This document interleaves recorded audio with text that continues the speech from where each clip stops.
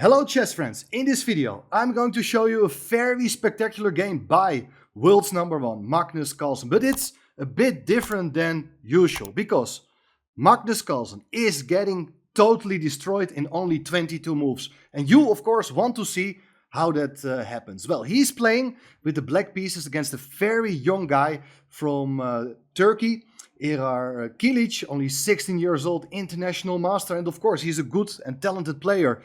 But you would not expect Magnus Carlsen to lose this game in such a bad way. The game is played on chess.com. The time control is 3 minutes plus 0 seconds increment, which may explain the poor quality of Magnus, his moves. But nevertheless, I think it's very instructive. That's why I'm going to show you this game. I hope you will be able to employ these kind of tactical ideas yourself, or at least make sure that you not fall into these sort of tactics. Well, you have to do only one thing, that is to hit the subscribe button so that you follow all my other interesting videos on the Robert Riss Chess channel. Thanks for doing that, and here we go. So Kilic opens the game with 1d4. Magnus goes for d5, and now knight c3. And well, normally black continues here with knight f6. It's by far the main move, but okay, it's an online game. Magnus is going his own way. Played here the move bishop f5. So this is definitely a playable move, but one of the drawbacks of this move is that white could actually consider here playing f3 followed by a quick e4, trying to hit the bishop instantly. Well, Kilic has a different plan. He goes for the move bishop f4, which is also perfectly fine, just developing the bishop in the spirit of the Jobava London system. Black goes for the move e6, white goes for the move e3. And here bishop d6 is played. Solid move, so that bishops can be swapped anytime. Big question is, how is white going to deal with that? You may take yourself on d6, or you could even consider dropping back to g3. Both are definitely playable. But here bishop d3 is played by Kilic. Bishop takes f4, so giving black the chance to double the pawns on the f-file, which is a typical structure for the London system in general. The pawns may become weak. They can also become quite useful later on. Let's see how it works out in this game. So black played here the move knight e7. One of the advantages of not having to develop the knight yet to f6. If bishops are getting exchanged, the knight can come to f5 and hit the pawn on d4. So white is not tempted to take himself yet. First, knight to f3. Black goes for the move knight d7. The reason you develop the knight to d7 is shown on the next move, because after castling, black played here the move c5. That's a good move if you are ever going to take. The knight is going to recapture on c5. Well, rook e1 played, castling kingside, also a pretty standard move. And now white played this move, knight e2. Very often in the Jobava London system, that knight on c3 is getting rerouted to the king side to put more pressure on the bishop. But here, it's actually not such a great move. And Magnus responds very well because he moves the bishop away to g4. Why is this such a good move? Well, very simple. Now, the bishop is no longer on f5. Black is actually threatening to play the move c4, and the bishop on d3 will be trapped and has no longer the option to trade off itself for its counterpart.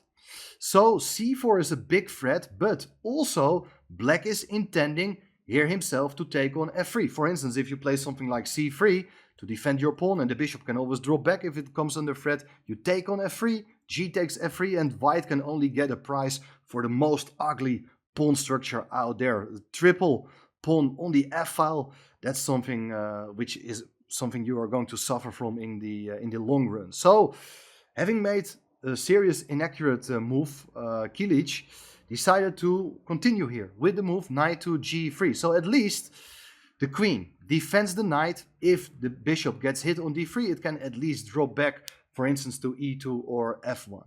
Now, how should black continue? I think this is a very important moment in the game, as probably taking on f3 is a sensible move. It was not played in the game. The idea is that you're trading off that bishop for the knight, and after queen takes f3, there c takes d4. Black is a pawn up. But why did Magnus not go for this line? Well, things are still complicated, and you see the pawn on d4. It's not the nicest pawn you can get, but maybe white is looking for ideas with a quick f5. That's one of the advantages of having such a doubled pawn to challenge the pawn on e6, trying to open up the position towards the king. Maybe there are some attacking chances later on. There's some sort of compensation, but obviously it should not be enough objectively speaking. However, Magnus felt like, okay, there's no need to take yet. He decided to take on d4 because the knight is unable to recapture. The knight on f3 is pinned. But here, I'm really wondering if Magnus made a conscious decision by taking on d4, or did he simply overlook the next move by white? Because white played here the very typical move, bishop takes h7. You must have seen this tactical idea before. Now the point is that after taking the bishop, the knight comes to g5 with check, and after going back with the king, now the bishop on g4 can be taken. And even though the position is still quite interesting, I'm not sure this is what you really want to play with black, because you're obviously missing your pawn on the h-file to guard your king. Black therefore played here the move knight to f6, bringing a piece into the defensive mode, attacking the queen on g4. And one idea is that if the queen goes to h4, well, the knight comes into g6, hitting the queen, hitting the pawn on f4, the knight on f6 covers h7, so there's no mating threat. The queen is really badly placed on h4. It better goes to h3. So here you're keeping an eye on this h7 square. The knight is still the most important defender, but white's task here is very simple. You want to get rid of that annoying piece. So white will look for ways to create new threats, maybe to open up the position with a move like f5, or maybe something like knight h5 can be considered. But here Magnus played this move, rook e8. So I'm not really sure what his idea here now was, but look at this. You may pause the video here for a second, and in the meantime hit the subscribe button one more time, or give it a like, share this video among your friends.